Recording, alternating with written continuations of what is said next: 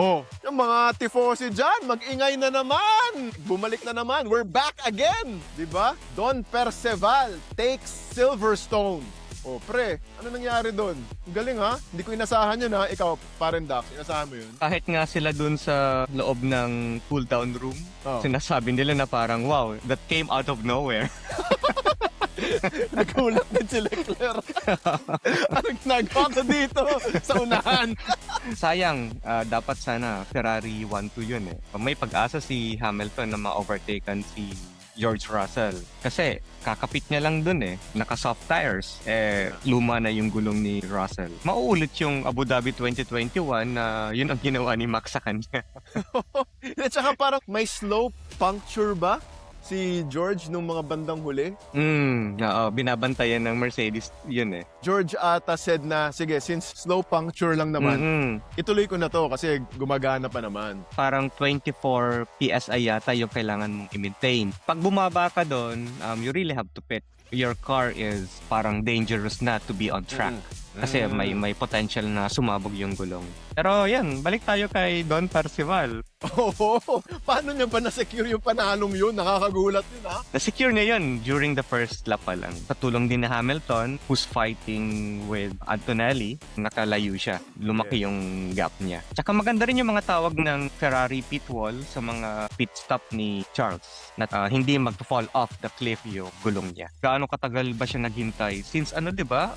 Austin 2024? O sa kota pa, ang last niyang panalo? Oo, kota pa, yung last niyang panalo. So gaano katagal yun? Around 1 year and 8 months. Wow! Tagal din nagtiis ni Leclerc ha. Ang hirap din nun ha. Kumbaga parang siguro during that time parang may isip mo, kaya ko pa ba to? Do I belong in F1? Do I belong in Ferrari?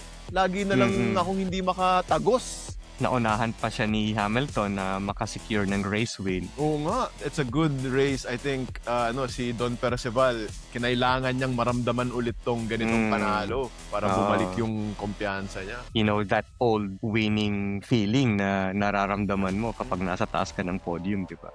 So, syempre, magiging magandang motivation na rin kay Charles. Especially sa mga next races, pinapakita na ng Ferrari yung kanilang potential. Nakakagulat actually yung Ferrari ngayong British Grand Prix. Looking back dun sa performance nila sa last race sa Spielberg sa Austria, akala natin parang humina ulit yung kanilang power. Yeah. Pero dito sa Silverstone, yun nga, tama yung pinag-usapan natin last time because mababa siya, malapit sa sea level. Umarangkada ulit yung Ferrari ngayong Silverstone. Very good. Doon talaga, medyo wow yung starting talaga nila. Nung nilamon ni Hamilton tsaka ni Don Perceval si Kimi agad. Ang bilis Wala pang turn 1, nakuha na nila si Kimi. Yes. No? So, syempre, yan, looking at it, talagang masasabi natin na after Mercedes, Ferrari yung talagang in contention for the championship. Maganda sa Ferrari, dalawa sila ni Hamilton na pumupuntos no? Yes, correct. Kung hindi ma-address ng Mercedes yung kanilang reliability issues, di ba? Ay oo, di ba sinabi mo yan last na podcast natin yun ang nagiging problema ng Mercedes Sabi nga ni Kimi, DNF in 2 out of 3 races. Yes, correct. Di ba? Uy, hindi biro yun. Medyo nakaka-concern yun Double time yung mga taga Brackley sa UK. Yari kayo kay Boss Toto niyan.